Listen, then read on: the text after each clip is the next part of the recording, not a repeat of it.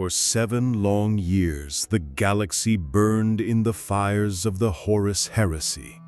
Horus Lupercal, once the Emperor's most trusted son and war master of the Great Crusade, turned against his father and led half the Space Marine legions into rebellion.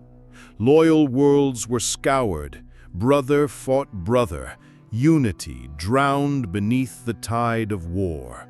The storm crashed upon the greatest fortress, Holy Terra, cradle of humanity and seat of the Golden Throne. The traitor armada above Terra was the largest fleet mortals had ever assembled. At its core sailed the sons of Horus, World Eaters, Emperor's children, Death Guard, and Iron Warriors, supported by corrupted titans and warp spawn.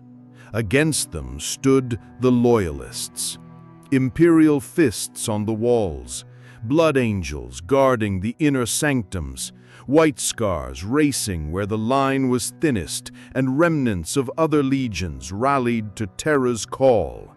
The Adeptus Custodes and Sisters of Silence held the palace approaches. Billions of Imperial Army soldiers manned trench lines that spanned continents. Above all, the Emperor directed the defense, his psychic light shielding Terra from the worst of the warp. The Imperial Palace was no residence.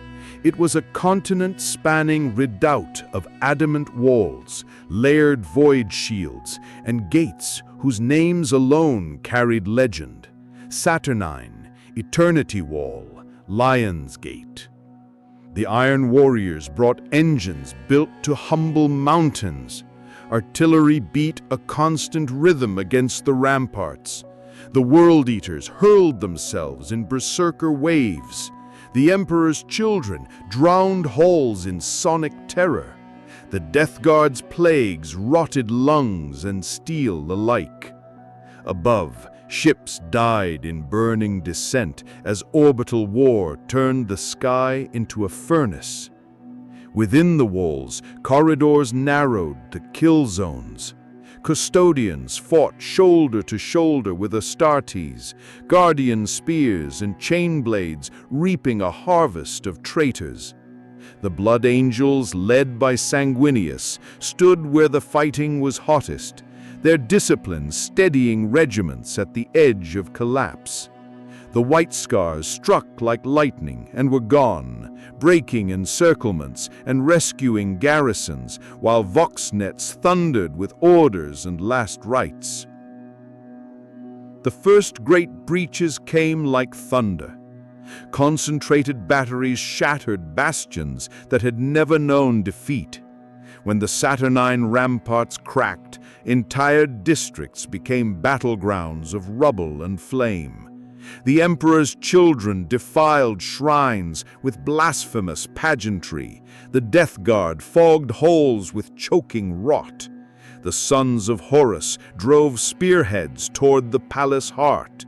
Loyalists yielded ground inch by inch, then counterattacked with fury, buying time with lives they could not spare. There were moments of desperate glory. At the Eternity Wall, demons broke upon a phalanx of custodians who would not yield. The last guardian fell atop a mound of slain fiends. In vaults beneath the Lion's Gate, Sisters of Silence unmade a witch storm, while the fists burned corridors clean. Across the ramparts, Sanguinius moved like a spirit of vengeance, dueling champions and leading charges that threw the foe back. Yet even angels cannot be everywhere.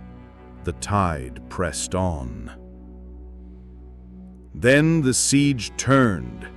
As earthquakes of bombardment shook the palace, the shields of the War Master's flagship, the Vengeful Spirit, fell. It was an unthinkable invitation, a signal meant for only one being. Horus demanded the final reckoning. If he could slay the Emperor, the Imperium would die in a single night. If the Emperor could kill Horus, the rebellion might break before Terra was ground to dust. The Emperor chose to act with Sanguinius, Rogel Dorn, and a cadre of custodians. They teleported from the palace into the heart of the Vengeful Spirit. But the flagship was a sorcerous labyrinth, and warp currents scattered them through galleries stinking of incense and ash. Alone, Sanguinius found his way to the War Master first. No chronicle captures more than fragments of what passed between them. Some say the angel begged his brother to turn back. Others whisper that Horus offered Sanguinius a place at his side when the Emperor lay dead. What is certain is that words failed. Empowered by the dark gods, Horus struck with godlike ferocity. Sanguinius answered with all the grace and courage he had ever known, but the War Master broke him and cast him down. The angel's death cry rippled through the immaterium like a bell tolling the end of hope. When the Emperor reached the final chamber, he found the body of his fallen son. Anguish became purpose, and purpose became a terrible calm. Horus awaited him, no longer merely a Primarch, but a thing exalted and debased, wrapped in warp fire and crowned in blasphemous glory. The duel that followed shook the Vengeful Spirit to its bones. Bulkheads screamed, reality buckled around their blows. At first, the Emperor fought as a father rather than a god. He held back the full measure of his power, seeking some sliver of the son he had loved, hoping to break the chains of the ruinous powers without breaking Horus himself. The War Master answered with killing blows, claws that unmade plate and mind, sorceries that tried to scour his name from creation. The Emperor endured wounds that would have ended worlds, and still he withheld. Then came the moment that burned mercy away. A lone Imperial guardsman, by mischance, stumbled into the chamber, weapon raised in hopeless defiance. Horus turned and erased the man utterly, body and soul. There was no brother to save. There was only a monster who would unmake mankind for the pleasure of the gods. The Emperor let go. What followed was not a strike, but a decree. The Emperor's will, unshackled, roared like the birth of a star. Wards shattered, demonic pacts unraveled. The stolen strength around Horus guttered and died. Light flooded the darkness, and the armor around Horus cracked as the thing beneath it came apart. Horus Lupercal, first among sons, was cast down beyond recall. In that instant, the rebellion lost its heart. Victory came at a price that has never stopped being paid. The Emperor's mortal frame was broken. Rogel Dorn fought to the chamber and found his liege barely alive beside Sanguinius. With desperate haste, the Loyalists bore the Emperor back to Terra, cutting through boarding parties and burning decks as they fled. In the palace, the Golden Throne awaited, not a seat of triumph, but a machine that could prison life against death. Malcadar the Sigillite, who had borne the burden of the throne during those final hours, yielded the last of his strength as the Emperor was interred. The Master of Mankind was enthroned, not as a ruler in glory, but as a guardian bound to mechanism and myth. The Astronomicon blazed anew, a blade through the night. Terra was saved, and with it, the ragged chance of humanity's survival. The siege ended, But the reckoning had only begun. The traitor legions broke from Terra in frenzy, harried by loyalists who would chase them across the stars in the long, brutal scouring. The loyal legions were shattered. Their primarchs bore wounds of flesh and spirit that might never heal. The palace became a cairn of heroes, names whispered in chapel light. Sanguinius, the nameless who held a wall for one more hour, the unknown soldier whose death unbound emperor's restraint. In the years that followed, the Imperium remade itself around absence. The High Lords took their stations beneath the empty gaze of the throne.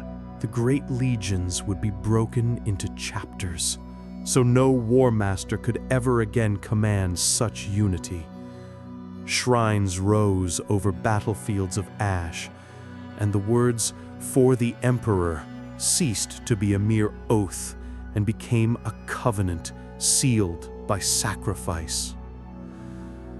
Yet the true cost of Terra is paid daily. The Emperor endures upon the throne, neither alive nor dead, his will cast outward across 1,000,000 worlds to guide ships and hold back the hungry dark. Horus lies ash, his soul scattered, but the gods that empowered him remain. The sons he led into betrayal fled into the eye of terror to become nightmares without end. The survivors took up their burdens and marched into a future that would never know peace. So ended the Siege of Terra, not with a victory song, but with a light that would not go out.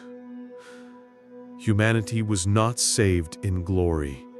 It was purchased in grief and held by a will stronger than death. Upon the ruins of a palace and the silence of a fallen angel, the Imperium of Man staggered forward into its long, unending war, guided by a burning star and the eternal sacrifice of the Emperor of mankind.